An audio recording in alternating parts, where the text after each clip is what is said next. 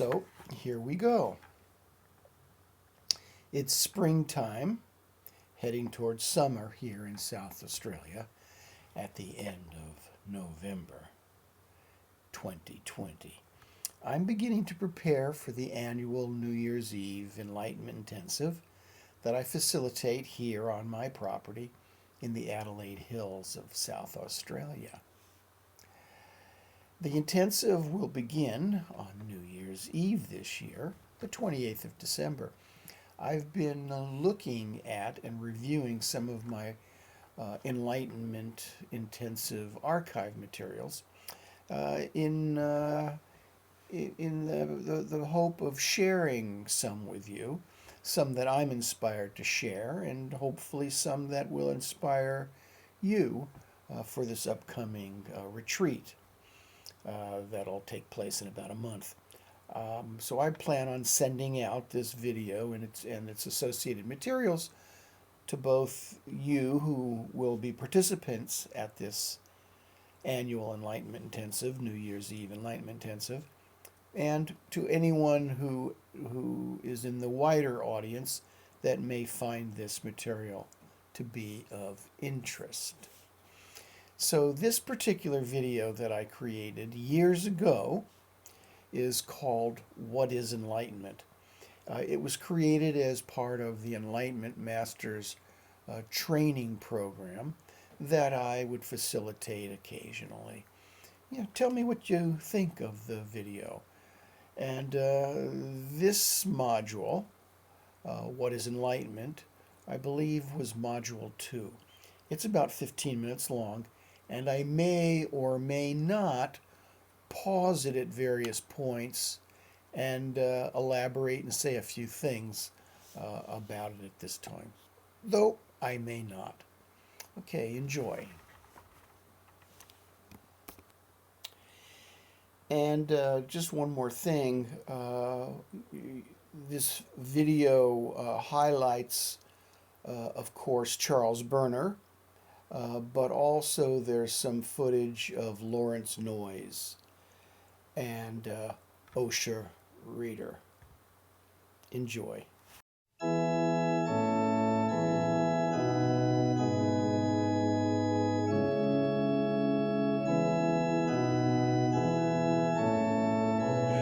This module is called What is Enlightenment? Participating in this training course on Enlightenment and the Enlightenment Intensive will help you refine your understanding and knowledge of what enlightenment is and how to help others and yourself on the journey to enlightenment. As I had said, the best way to help yourself and others is to have your own direct subjective enlightenment experience.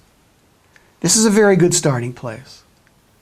And in respect to this, I suggest that you keep participating in enlightenment intensives and that you continue uncovering the enlightened state of being through your own conscious direct knowing of yourself.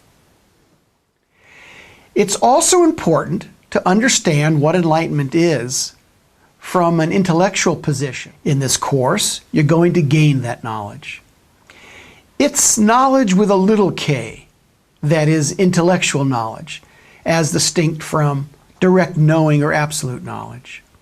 It's what you might call book learning or book knowledge, and it's very important. It's very useful to know what enlightenment is from a definitional point of view. To illuminate, to see or comprehend the truth of something you want to know, to free yourself from a state of ignorance. And it's very important to know how the Enlightenment technique and the Enlightenment Intensive is structured and what makes it work with so much effectiveness. This is very valuable, even though it's not necessarily direct knowing of yourself. So what is the definition of enlightenment? Here's what Berner says about it. It's impossible to define. It's like trying to define samadhi. It can't be done. What?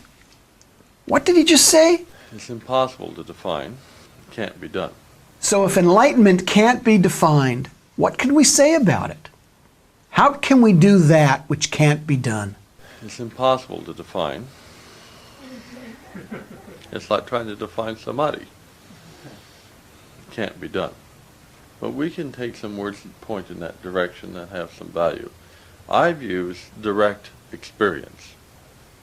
Direct experience as the definition of enlightenment. So now we get down to understanding what is direct experience. And that's tough because the word experience itself denies what we're trying to say. But let's not shy away from trying to understand metaphysical concepts here. If you could have an experience that was not an experience, but nevertheless ended up with what it was, then this would be enlightenment type experience. And so it's not really an experience at all, because an experience is always a process. What does he mean? It's something that takes place. When you look at the wall, there's this process of seeing. There's light bouncing off the wall, it goes into the eye, it's focused on the retina, the nerve cells in the retina feed the information into the brain, and it's passed around through 4 or 5 subcenters of the brain, and it ends up in the interpretive center as some kind of a visualization of the wall. It's a process. Looking at the wall is not a direct experience. You're experiencing the wall through the process of seeing. Let's see now, what could a wall be? And you go through this reasoning process. Well, if a wall, I've been told it has acts as some kind of a barrier, and I know what barriers are like, therefore a wall must be like that, except that it's a material thing, so it's a barrier that's made out of stuff, and so you come to a conclusion of what the wall is. It's a process. Logical thinking, reasoning, remembering. These are indirect experiences, by the way I've defined the term. For some of you, this may be a new concept to grasp. That is the distinction between an experience that comes through a process and an experience that isn't an experience and doesn't come about through anything. This could be confusing. There's no word for it in English for enlightenment, that is, without experience. So, what do we mean by the word direct then? That means no process. The experience takes place, but there is no experiencing. In the Sanskrit language, a sacred language that's rich in the terminology that describes metaphysical, yogic, and mystical states of being, the word for this situation is Anubhava.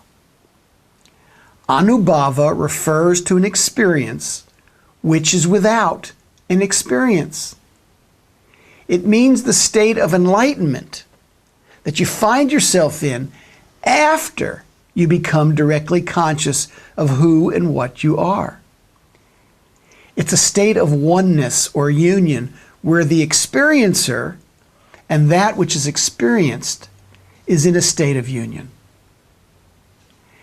And right up until that state of no experiencing, right up until that occurs, there can be experiencing.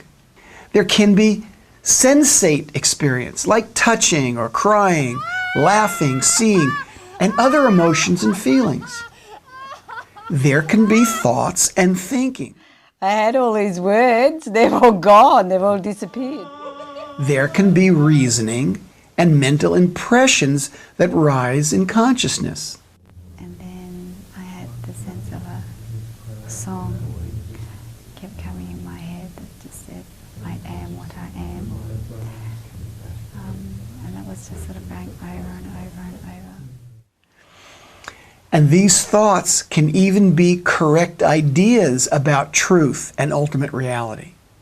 That is, you can have a correct idea of enlightenment, but even a correct idea of enlightenment is not enlightenment.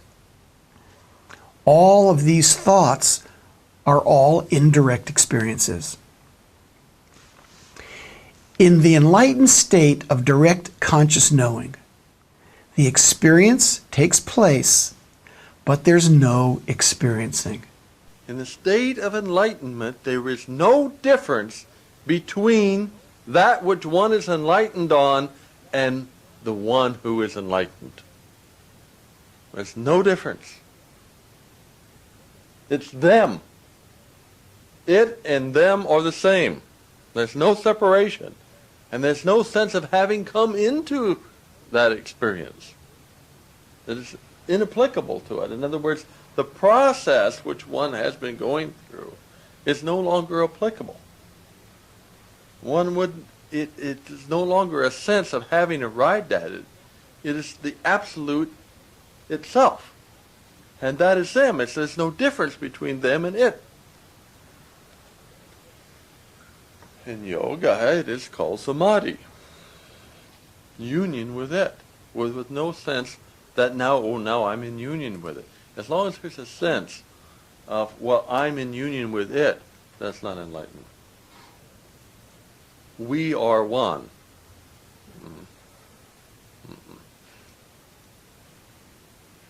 There's not any time sense that now I know what I didn't know before. It's that I've always known. I just didn't know I knew. It's just what is. It's not a matter of having found out. It's the eternal truth itself. When they have it in that sense, then you have enlightenment. Several years ago, I interviewed Lawrence Noyes. He's the author of The Enlightenment Intensive. He spoke about an enlightenment experience he had that highlights what Berner just said. I was in a diet and I directly experienced who I am. It's like I stumbled onto it. It was completely unexpected. It was the second day. I wasn't even thinking much would happen on the second day. I thought we were going to work to some kind of peak on the third day. So the whole thing took me by surprise. And I had one of these experiences that people often have, which is, I know what I've just experienced. I just didn't know that I knew. It's like the who that I experienced was the who that I've been my whole life. You know, I didn't experience a different who, you know. You know, the who am I that I experienced was me. It was the same me that was me when I was a kid, and it was me when I was a teenager, and it wasn't some other me. And this is like a tremendous relief, you know. It sounds naive, and I think in the beginning people are naive, but I had this experience of familiarity and relief and validation that I am the me that I always thought I was. It's just I was growing up in a society that often didn't acknowledge who I am. I grew up in conditions which didn't often communicate to who I am. And so I developed confusions. I thought, you know, in the New England society that I grew up in, it seemed to me there were a lot of efforts to mold me into being something who I wasn't actually being.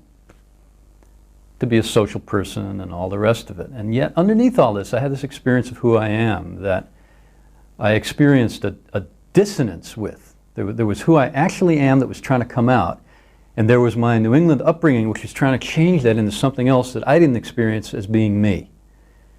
And so I left New England with this conflict. I wanted to do the right thing and, you know, be the way that I should be. On the other hand, there was who I actually am that was coming out. On the Enlightenment Intensive, I experienced who I actually am, and it was very, very validating. In Berner's 2006 edition of his Enlightenment Master's Training Manual, he continues to explain the distinction between a direct and indirect experience when he writes, "The experience of direct knowledge is one of just knowing, like the way you know anything that requires no thought process. Your own name, for instance, or where the kitchen is in your house, or how to ride a bicycle. However, direct knowledge differs from these examples in that each of them has had a prior history of learning before entering the realm of intuitive knowledge, whereas the intrinsic, fundamental ability of each of us to directly know is timeless. It is exercised in the eternal realm of the true individual.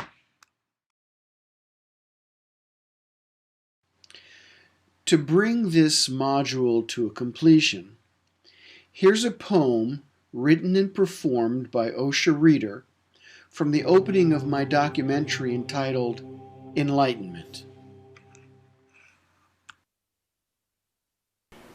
Accepting everything, expecting nothing. Keep coming back to the present moment, where everything you've ever wished for already is.